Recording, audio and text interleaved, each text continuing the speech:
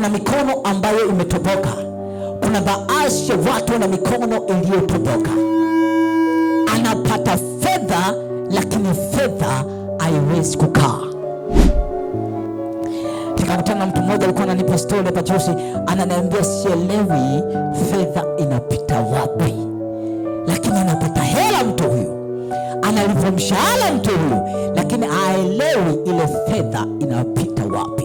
Ni mikono iliyotoboka, ni mikono yenye ukoma, haiwezi ikashikilia kitu, haiwezi ikabeba kitu. Ni ghafla chochote ambacho kinapita kwenye mikono hiyo kinaharibika au kinapotezwa. Sema katika jina la Yesu. Katika jina la Yesu. Mikono yangu haitatoboka. Haitatoboka. Kwa jina la Yesu. Kwa jina la Yesu. Kwa jina la Yesu. Kwa jina la Yesu. Namba 2 ni mikono iliyochakaa. Mikono iliyochakaa. Mwambie jirani yako mikono iliyochakaa. Mikono iliyochakaa. Unashangaa mtu akigusa kitu, akishika kitu, chochote atakachokigusa kinachakaa, kinaanza kuharibika. Kuna baadhi ya watu tukiwapa simu, nimekuwa ni shuhuda, baadhi ya watu tukiwapa simu, unashangaa simu imepewa ni mpya, lakini kwenye mikono ya kwake itachakaa na kuharibika, itapasuka vioo, itaanza kupata matatizo. Kwa nini? Mikono yake imechakaa. Mikono yake inachakaza vitu. Mikono iliyochakaa ukiipa kampuni yako kuishikilia, utashangaa ghafla kampuni baada ya kushine inaanza kuchakaa.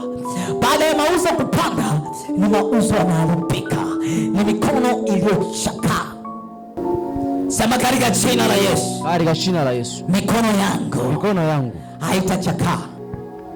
Kitu cha thamani kikiweka kwenye mikono hii ni ghafla kinakuwa kina thamani tena. Kitu kizuri kikiweka kwenye mikono hii ni ghafla kinapoteza ule uzuri. I wish mtu mmoja anielewe. Kwani ni mikono iliyochakaa. Lakini namba 3 tuna kitu kinaitwa blessed hand. Gifted hands. Amen. Mikono iliyobarikiwa. Ndicho ninachotaka ukibebe leo katika jina la Yesu. Amen. Ndicho nataka kawe ni mikono yako leo katika jina la Yesu. Amen. Biblia inasema kwa mikono ya Paulo Mungu akafanya miujiza ya kupita kawaida. Matendo ya Mitume 19:11.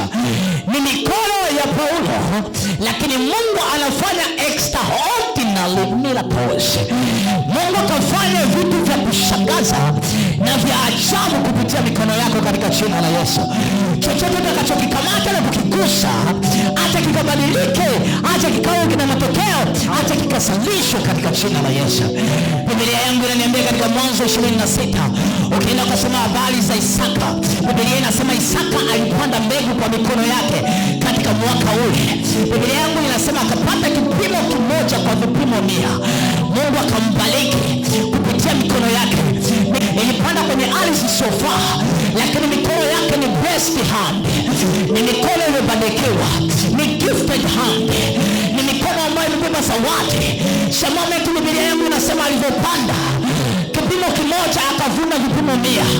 Ni kama umepanda mbegu moja unapata zaidi. Biblia inasema akawa mtu mkuu na Bwana akambariki.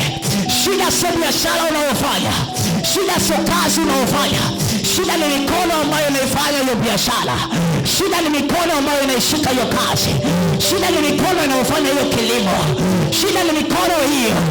Biblia yangu inasema ardhi ilikuwa ni ya ukame, majira yaliyokuwa ni ya ukame, majira yaliyokuwepo ni majira ambayo sio majira ya kufanya kilimo, lakini kwa sababu mtu ana mikono iliyobarikiwa, Biblia yangu inasema akakifanya.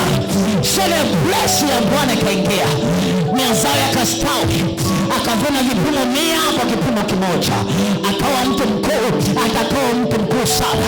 Biblia yangu inazungumzia kwa habari ya Ibrahim. Ibrahim alikuwa ni mfugaji. The moment anaweka mikono yake kwenye kufuga, Biblia yangu inaniambia mifugo ikawa mingi. Bwana akambariki kwa mifugo. Ni nini? Ni mikono ambayo imefanya kazi, na ile kazi ikazaa matunda. Ni nini unakifanya kwenye mikono yako? Ni nini ambacho unakigusa kwenye mikono yako?